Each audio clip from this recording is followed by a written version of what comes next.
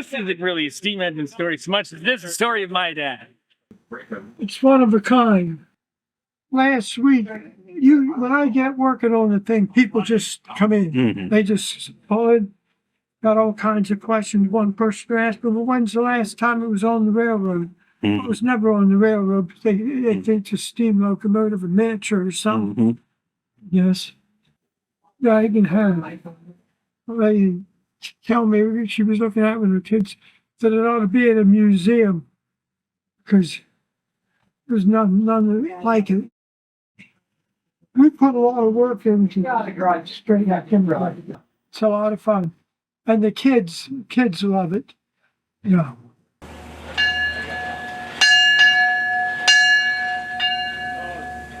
I remember seeing it down at Williams River. I was only a kid, probably 11 or 12 years old. When the Swartzes took it down there. I guess they used to tow bar it down. It was Monroe Swartzes. He's the guy that originally built it back in Richfield, by Swartz Valley. For this, it was a traction engine, just a tractor with big wheels in back. Swartz has put a lot for him to build it, he required a lot. Hooking it up, and you got the drive shaft, really on transmission. And it was called the Swartz Valley Express back then. Monroe passed away, I'm guessing something like 68 or 69. And his boy helped him, Paul Swartz.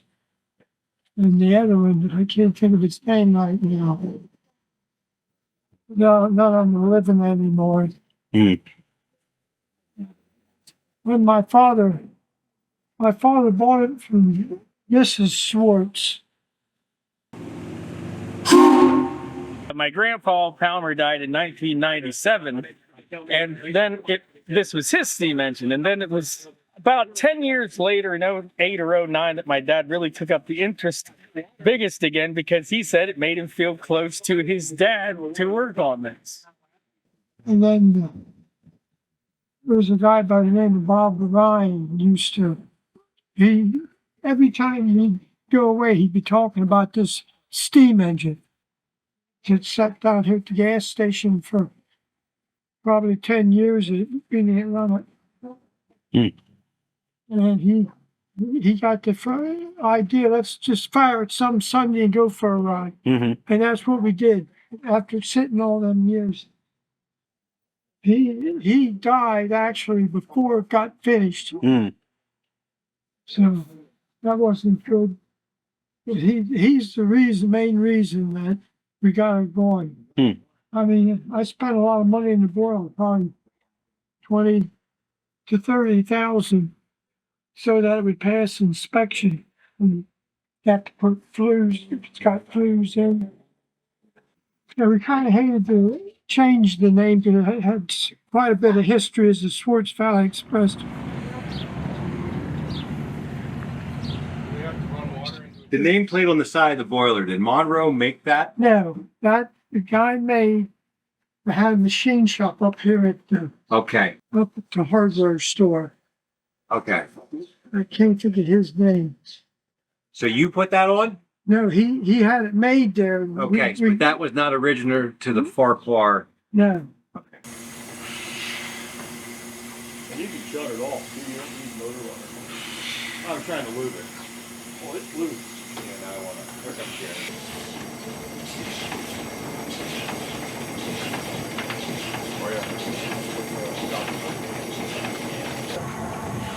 Don't have enough pressure. Okay, it's about 40. Then you work this over there. Yeah, you're gonna go over with me again. But you open one here, and I think it's this one. I thought you opened this one, you opened this one, then you opened that one. You're right.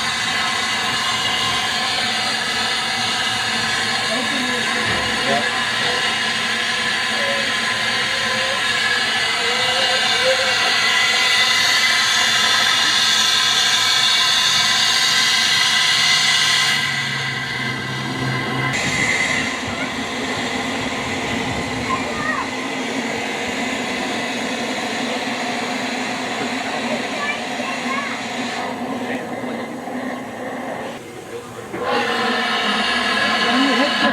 see? Hear that noise? That's the water drawing.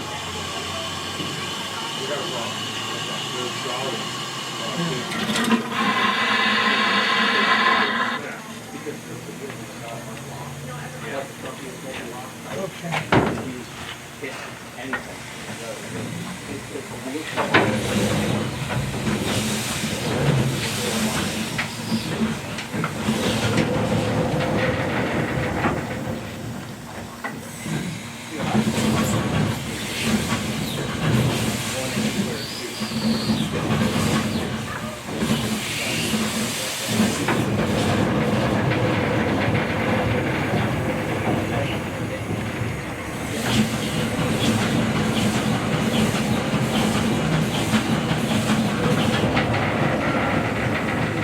Yeah, when you draw water, the temperature gauge goes down.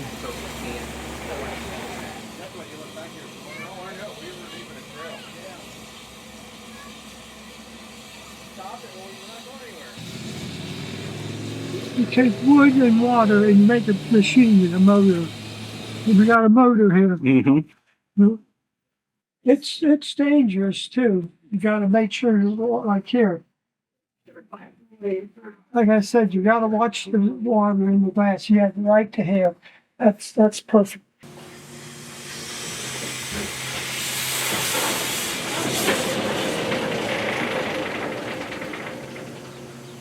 Once you have it figured out, I used to be afraid of the thing.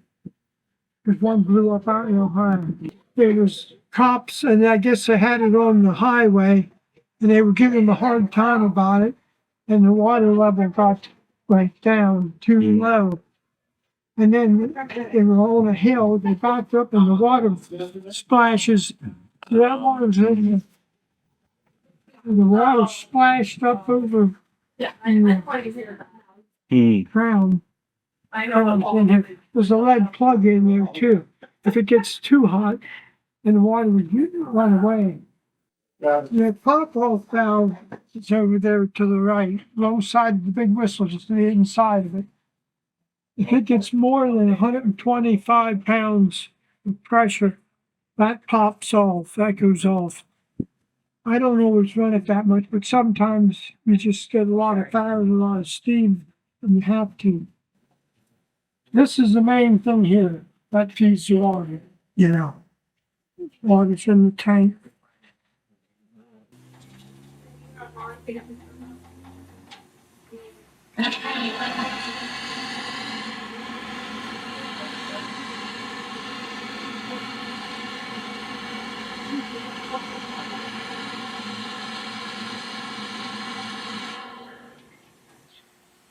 Another injector. Oh, he's got this one hooked up. That's why we don't usually hook that one up. Hey.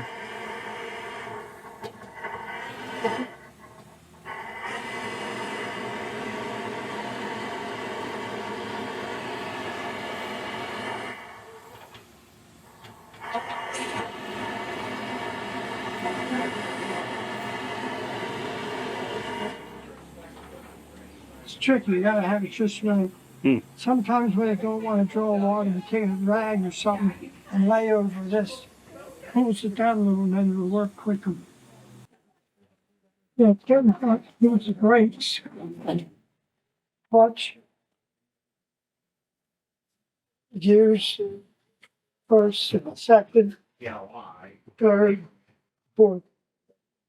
Fourth, you need to be out in the open there because you're going to get on the road 35, 40 miles.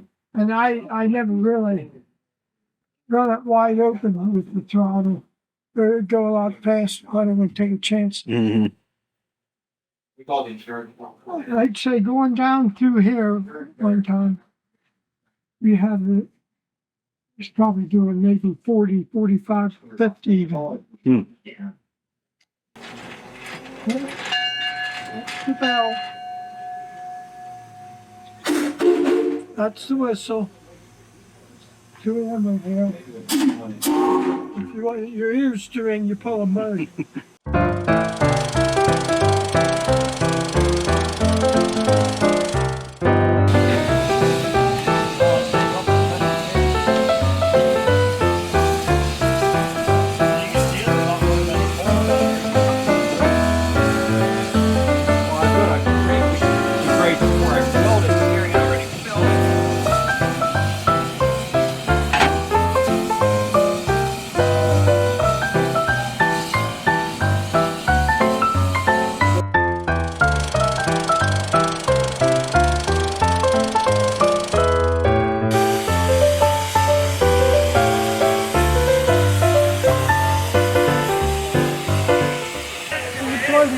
gasket in the front of the engine there. So it's I got plenty of water too. that's good.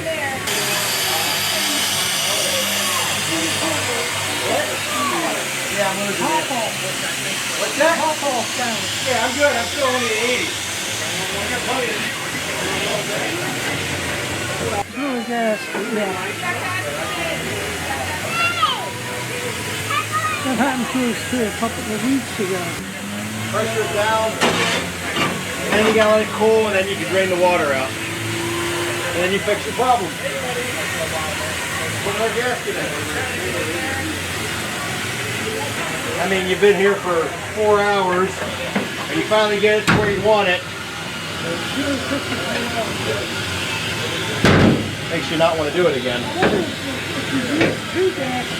But I think it would just flow it out. I think what we're going to do is, I think there's corrosion. I think I got to clean all the handholds out. I even tightened it a little while ago.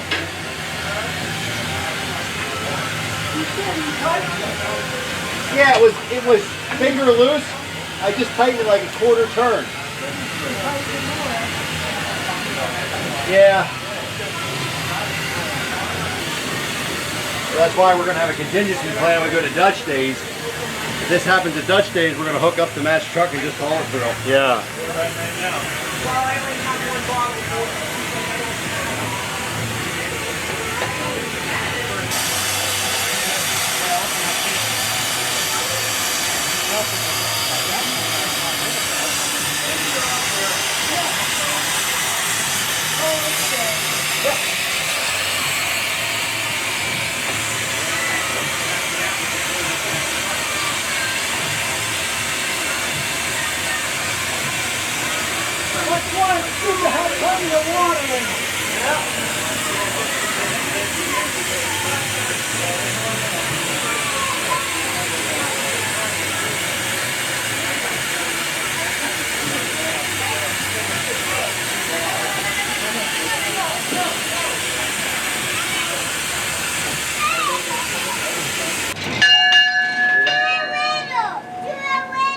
I worked with him just because it made me closer to him, and now I feel like history could be repeating itself. And once I would lose my poor old dad in 10 years or so, it could become a bigger interest to me. But for right now, we are just playing with it to see what we can do while he's still here. My brother-in-law's into it, and we're going to captain this baby for as much as we can for the locals through the parades. Gain some interest, keep the spirit alive. Well,